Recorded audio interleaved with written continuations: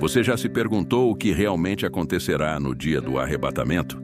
Será que em um piscar de olhos milhões de pessoas desaparecerão da Terra? Ou será um evento visível e grandioso que marcará o início do reino de Cristo? A Bíblia nos dá pistas, mas deixa espaço para perguntas que atravessam os séculos. Quando seremos arrebatados?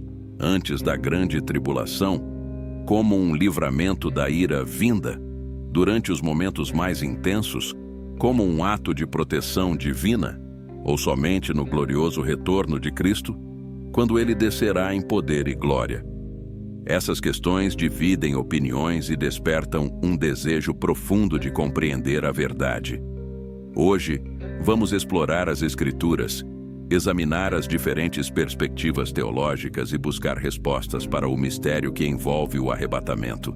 Prepare-se, porque o que está por vir pode mudar tudo o que você pensa sobre o futuro. O arrebatamento é um dos temas mais intrigantes e debatidos dentro da escatologia cristã, o estudo dos eventos finais descritos na Bíblia. Ele se refere ao momento em que os crentes em Cristo serão retirados da terra para se encontrarem com o Senhor nos ares, conforme descrito em diversas passagens bíblicas. Apesar de a palavra arrebatamento não aparecer diretamente nas Escrituras, a ideia está claramente presente e fundamentada nos textos do Novo Testamento.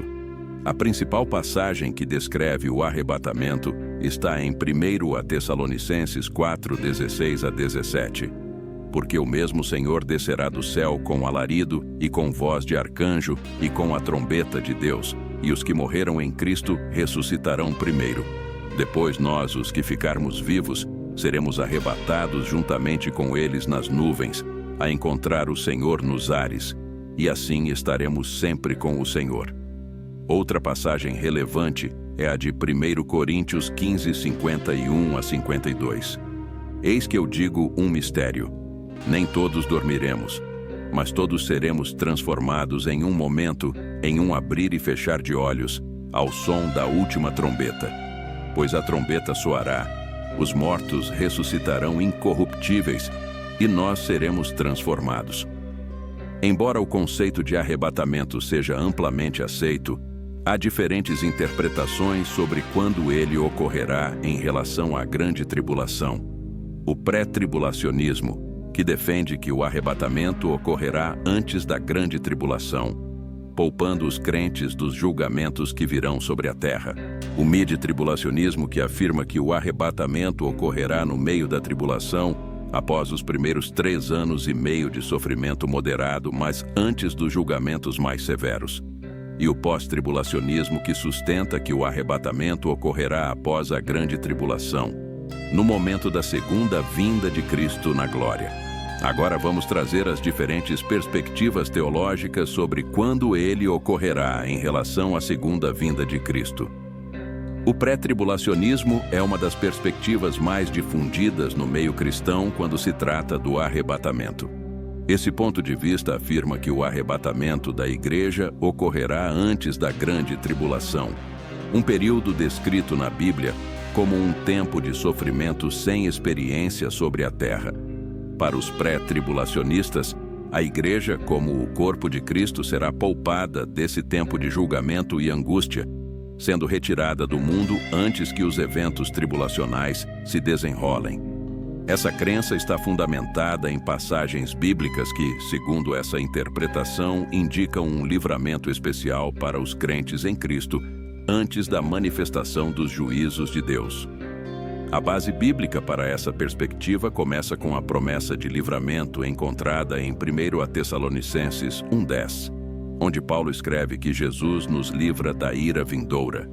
Os pré-tribulacionistas entendem que essa ira não se refere apenas às condenações eternas, mas também aos juízos divinos que ocorrerão durante a grande tribulação. Essa visão é reforçada por 1 Tessalonicenses 5:9, que afirma: porque Deus não nos destinou para a ira, mas para alcançar a salvação por nosso Senhor Jesus Cristo. Para eles, esses textos deixam claro que a igreja, como um povo separado por Deus, não enfrentará os eventos que caracterizam a ira divina sobre a terra. Outro texto central para essa interpretação é Apocalipse 3:10, onde Jesus promete à igreja de Filadélfia: também eu te guardarei da hora da provação que há de vir sobre o mundo inteiro, para pôr aos que habitam na terra. Os pré-tribulacionistas argumentam que a expressão guardar da hora implica não apenas proteção durante a tribulação, mas um livramento completo dessa experiência, retirando os crentes da terra antes que esse período comece. Além disso, eles apontam para a distinção entre o arrebatamento e a segunda vinda de Cristo. Para os pré-tribulacionistas, o arrebatamento é um evento separado da segunda vinda. No arrebatamento, os crentes são levados ao encontro do Senhor nos ares, conforme descrito em 1 Tessalonicenses 4:16-17. Já na segunda vinda, Cristo retorna à terra para julgar as nações e estabelecer seu reino milenar. Essa separação é entendida com base em textos como João 14:2-3, onde Jesus promete preparar um lugar para os seus discípulos e depois vir buscá-los. Essa promessa é vista como uma referência ao arrebatamento, distinta do evento público e visível da segunda vinda de Cristo. A narrativa de Lucas 17:26-30, que compara os dias do Filho do Homem aos dias de Noé e Ló, também é utilizada pelos pré-tribulacionistas. Eles destacam que nesses exemplos, os justos serão removidos antes que o juízo de Deus recaísse sobre os ímpios. Assim como Noé foi salvo pelo dilúvio ao entrar na arca e Ló foi tirado de Sodoma antes de sua destruição, a igreja será retirada da terra antes que a justiça de Deus seja derramada durante a grande tribulação. Outra base para a visão pré-tribulacionista está na interpretação de Daniel 9:24-27, conhecida como a profecia das 70 semanas. Eles entendem que as primeiras 69 semanas dizem respeito a Israel e que a última semana, que corresponde ao período da grande tribulação, também é especificamente direcionada ao povo judeu e não à igreja. Para os pré-tribulacionistas, a igreja está inserida em um intervalo entre as semanas 69 e 70, um período conhecido como o tempo da graça ou a era da igreja. Quando essa era terminar, a igreja será arrebatada e Deus voltará seu foco novamente para Israel durante a grande tribulação. Os pré-tribulacionistas também apontam para a ausência da palavra igreja nos capítulos de Apocalipse, que descrevem os eventos tribulacionais, capítulos 6-18. Para eles, isso indica que a igreja não está mais presente na terra durante esse período, pois já foi arrebatada. Eles argumentam que, enquanto as cartas às 7 igrejas nos capítulos iniciais de Apocalipse mostram Cristo lidando diretamente com a igreja, os capítulos seguintes se concentram nos juízos de Deus sobre a terra, retratando que a igreja já foi retirada desse cenário. Por fim, os pré-tribulacionistas acreditam que o arrebatamento antes da tribulação reflete o caráter amoroso e protetor de Deus em relação à sua igreja. Para eles, Deus não permitiria que os crentes, que são seu povo redimido, enfrentassem um período de sofrimento tão severo. Essa perspectiva é vista como uma expressão da esperança cristã. Já o mid-tribulacionismo é uma perspectiva que sustenta que o arrebatamento da igreja ocorrerá no meio da grande tribulação, ou seja, após os primeiros 3 anos e meio de sofrimento moderado, mas antes que a ira de Deus seja derramada de maneira plena sobre a terra. Para aqueles que seguem essa linha de pensamento, a tribulação é vista como um período de preparação e purificação, e o arrebatamento acontece em um ponto de grande sofrimento, mas ainda antes dos juízos mais intensos que marcam a segunda metade do período tribulacional. A base bíblica para o mid-tribulacionismo se apoia principalmente na interpretação das Escrituras que descrevem os tempos da tribulação e sua divisão em 2 partes de 3 anos e meio. Esse entendimento parte da profecia de Daniel 9:27, onde é falado de um período de 7 anos, dividido em 2 partes. Os primeiros 3 anos e meio, que são descritos como um tempo de sofrimento moderado, e os últimos 3 anos e meio, que são marcados pela grande tribulação, a ira de Deus e o surgimento do anticristo de maneira visível e opressiva. Em Apocalipse capítulo 11, o midi-tribulacionismo encontra suporte principalmente na profecia sobre as duas testemunhas que profetizam durante 1260 dias, aproximadamente 3 anos e meio, um período que coincide com a primeira metade da tribulação. A visão das duas testemunhas é importante para os midi-tribulacionistas porque ela indica que durante os primeiros 3 anos e meio da tribulação, o sofrimento será moderado, com sinais de perseguição, mas sem a manifestação plena da ira de Deus. Para eles, esse período é visto como a preparação para o julgamento final, que se intensificaria na segunda metade da tribulação. Outro ponto importante para essa visão está em Mateus 24, 29 a 31, onde Jesus fala sobre a vinda do Filho do Homem após a tribulação daqueles dias. Os midi-tribulacionistas interpretaram esse texto como um indicativo de que o arrebatamento ocorrerá logo após os primeiros 3 anos e meio de sofrimento, mas antes que a ira de Deus se manifeste com força total. Eles acreditam que o arrebatamento será um evento que acontecerá entre a primeira e a segunda metade da tribulação, funcionando como um ponto de transição entre o sofrimento moderado e a grande aflição que se seguirá. Em 1 Tessalonicenses 4, 16 a 17, onde Paulo descreve o arrebatamento, os midi-tribulacionistas veem a promessa de que os crentes serão arrebatados para encontrar o Senhor nos ares. Eles acreditam que esse evento ocorre em um momento específico, quando a perseguição e os primeiros juízos de Deus já estão em andamento, mas não durante a ira mais intensa que será derramada sobre a terra.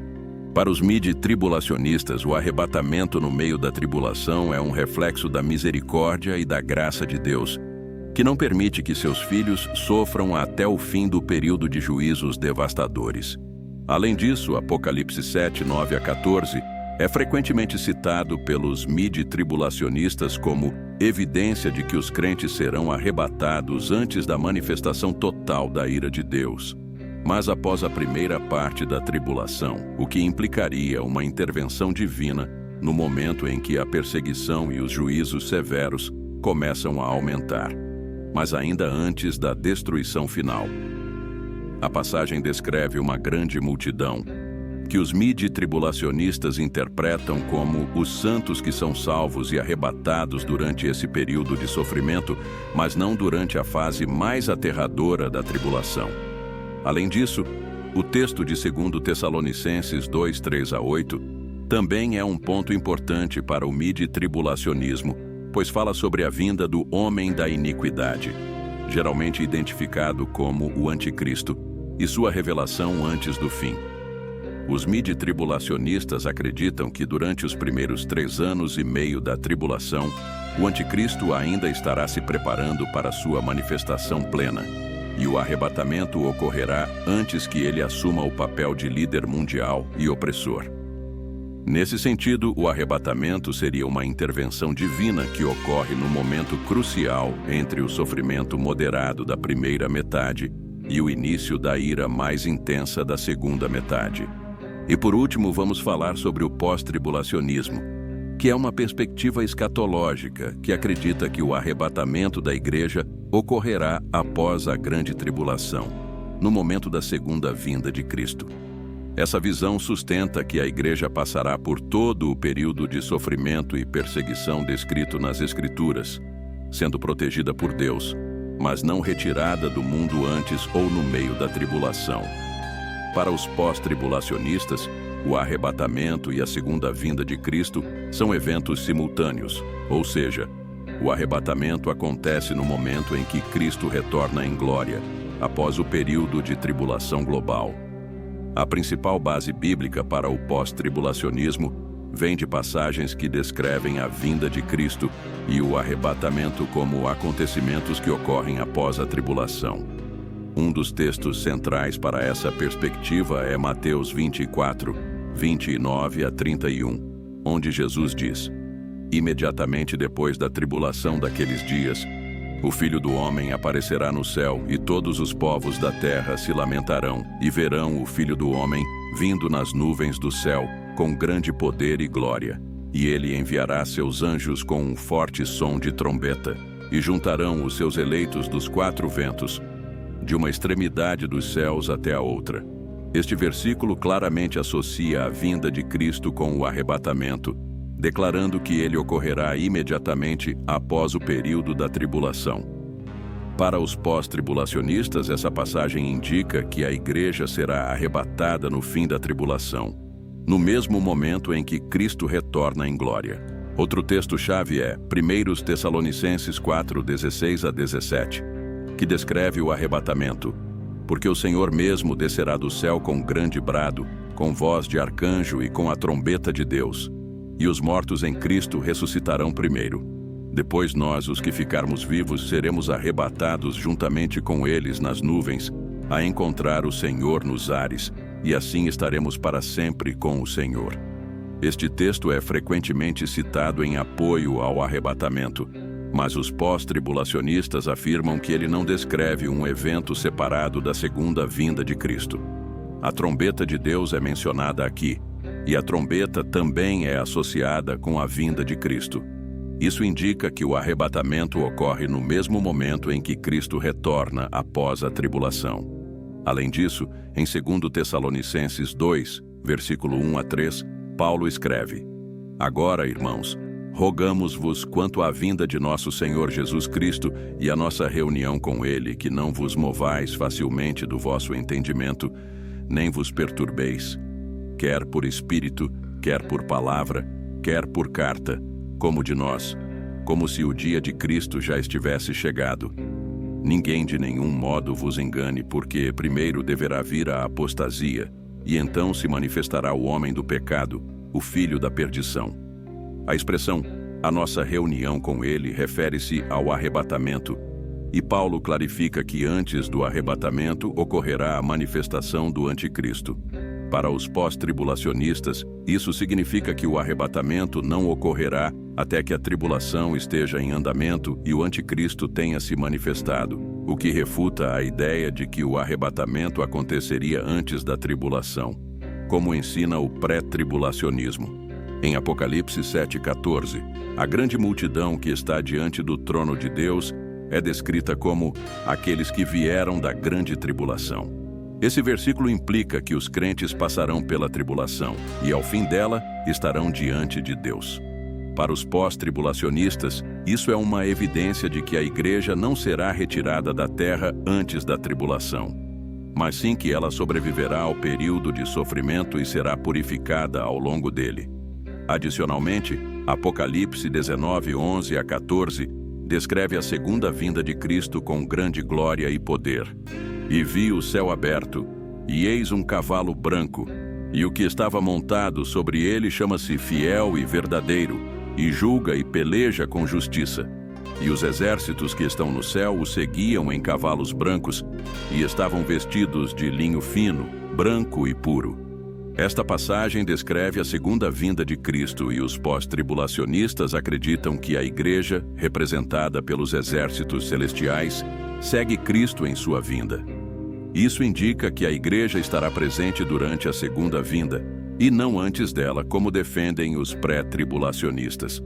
O pós-tribulacionismo também é sustentado por passagens que falam sobre a perseverança dos santos durante a tribulação. Em Mateus 24:13, Jesus diz: "Mas aquele que perseverar até o fim será salvo." Este versículo sublinha que a salvação e a perseverança dos crentes estão ligadas ao sofrimento e à tribulação, o que é compatível com a visão pós-tribulacionista de que a igreja não será poupada da tribulação, mas será sustentada por Deus durante esse período. Além disso, os pós-tribulacionistas apontam para as cartas de João às 7 igrejas no livro de Apocalipse, onde ele faz promessas específicas de proteção durante a tribulação.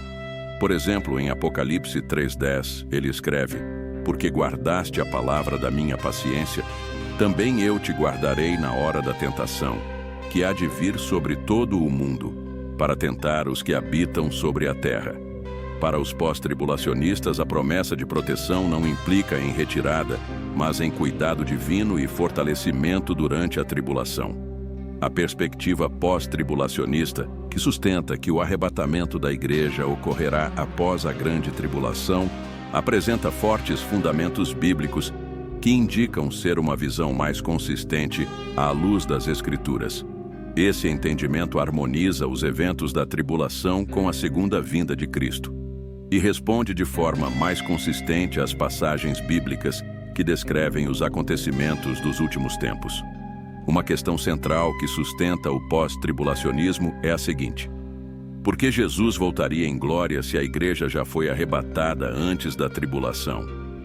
A Bíblia descreve a segunda vinda de Cristo como um evento que culmina na vitória sobre o mal e na reunião dos eleitos.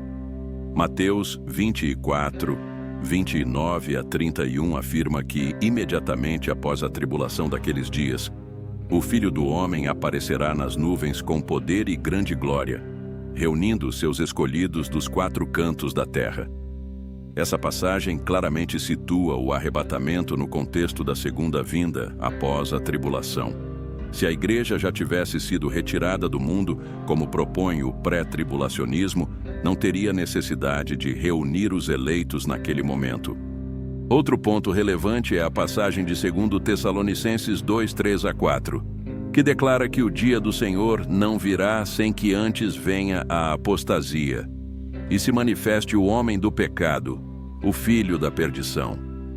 Esse texto é explícito ao afirmar que o anticristo se manifestará antes da vinda de Cristo e do arrebatamento. Mais ainda, em Mateus 24, 24, Jesus alerta que o anticristo e seus falsos profetas farão sinais tão grandes que, se possível, enganariam até os escolhidos. No contexto pré-tribulacionista, se a igreja já foi arrebatada, quem seriam esses escolhidos que estariam na terra durante o governo do anticristo? Essa contradição não encontra resposta satisfatória nessa perspectiva, mas é plenamente resolvida pelo pós-tribulacionismo, que vê os escolhidos como a igreja perseverante, protegida e sustentada por Deus no meio da tribulação. Além disso, os pré-tribulacionistas frequentemente utilizam exemplos como o dilúvio e a destruição de Sodoma e Gomorra para justificar a ideia de que Deus retira os justos antes de trazer justiça. Contudo, um exame mais atento dessas histórias revela algo diferente. No caso de Noé, ele e sua família não foram retirados da terra, mas sim protegidos dentro da arca enquanto o juízo caiu sobre os ímpios. Gênesis 7, 23. Da mesma forma, Ló foi resgatado de Sodoma, mas escondido na terra, testemunhando a justiça de Deus sobre a cidade. Gênesis 19, 23 a 26. Esses exemplos não sustentam uma remoção da igreja antes da tribulação, mas sim a proteção e preservação dos justos em meio ao juízo. Isso reforça a ideia de que a igreja passará pela tribulação, sendo guardada por Deus até o retorno glorioso de Cristo. Outro ponto a considerar é que a Escritura apresenta a tribulação como um período de refinamento para os crentes e como uma oportunidade de testemunho. Em Apocalipse 7,14, descreve uma grande multidão que veio da grande tribulação, indicando que haverá crentes fiéis que perseverarão até o fim. Jesus também afirmou em Mateus 24:13, aquele que perseverar até o fim será salvo. Essas passagens fortalecem a visão de que a igreja permanecerá na terra durante a tribulação, sendo purificada e fortalecida em sua fé. Além disso, a ideia de que o arrebatamento e a segunda vinda de Cristo são eventos diferentes, como propõe o pré-tribulacionismo, não é sustentada de forma clara pelas Escrituras. Primeiro, Tessalonicenses 4:16 a 17 descreve o arrebatamento como um evento que ocorre com o som da trombeta de Deus e a descida de Cristo do céu. Essa trombeta é mencionada novamente em Mateus 24:31, no contexto da segunda vinda de Cristo, indicando que ambos os eventos são, na verdade, um só. O pós-tribulacionismo entende esses textos como uma única manifestação gloriosa de Cristo, em que ele reúne sua igreja e estabelece seu reino. Por fim, o pós-tribulacionismo oferece uma narrativa teologicamente consistente que enfatiza a soberania de Deus e a perseverança dos santos. A Igreja é chamada a ser luz em meio às trevas, testemunhando o amor e a justiça de Deus, mesmo em tempos de grande sofrimento. Portanto, ao considerar as passagens que descrevem a sequência dos eventos finais e a natureza do arrebatamento, a perspectiva pós-tribulacionista se mostra como a mais consistente.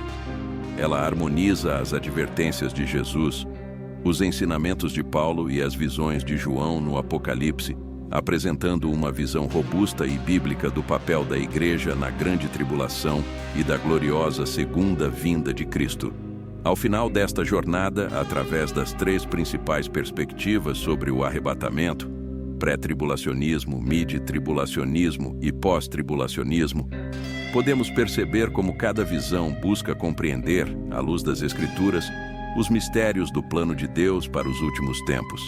Embora haja diferenças significativas entre elas, todas partem de um desejo sincero de entender a palavra e de preparar o coração dos crentes para o cumprimento das promessas de Cristo. O mais importante, porém, não está na concordância ou discordância com uma visão específica, mas em manter o foco em Cristo, que é o caminho, a verdade e a vida. João 14:6. Ele nos chama a viver em união, amor e humildade, nos mostrando que nosso entendimento é limitado, mas que o Espírito de Deus nos guia à verdade completa. João 16:13. O estudo das Escrituras deve ser feito com o coração aberto, buscando a sabedoria que vem do alto. É através dessa busca honesta, guiada pelo Espírito Santo, que podemos crescer em fé, compreender melhor os propósitos de Deus e viver de forma que glorifique o nome de Cristo. Jesus nos ensinou a amar a Deus acima de tudo e ao próximo como a nós mesmos. Mateus 22:37-39. E é com esse espírito de amor que devemos abordar diferenças teológicas, sempre respeitando e edificando uns aos outros. Se este vídeo trouxe reflexões e despertou seu desejo de estudar ainda mais a Palavra de Deus, convidamos você a continuar essa caminhada conosco. Curta este vídeo, compartilhe com outras pessoas para que mais corações sejam realizados. E não se esqueça de ativar o sininho de notificações para receber alertas dos próximos vídeos do canal Estação da Verdade.